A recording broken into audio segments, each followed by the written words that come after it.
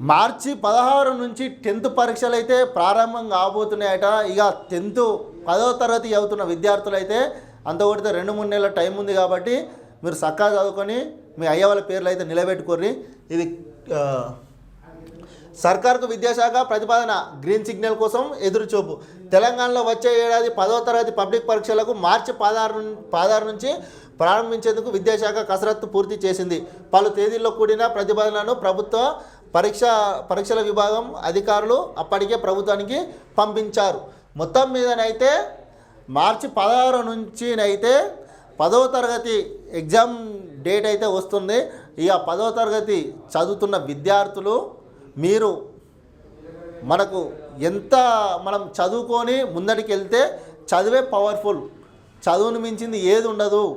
చదువుకుంటే ఒక కలెక్టర్ అయ్యి ఒక హోదాలు ఉంటే, చిన్నతనంలో కలెక్టర్ అయ్యి హోదా ఉంటే ఆ కలెక్టర్కి పోయి తను కలెక్టర్ వెళ్తుంటే ఎంత పెద్ద అధికారులైనా వాళ్ళు ఏజ్లో ఎక్కువ ఉన్నా కానీ నిలబడి సెల్యూట్ కొట్టాల్సిందే. అట్లా చదువుకు అంత పవర్ఫుల్ ఉంటుంది కాబట్టి 10th పరీక్షలలో మంచిగా చదువుకొని ఇంకా తక్కువ సమయం ఉంది కాబట్టి మంచిగా ఉత్తీర్ణత ఉండు రిజర్వ్.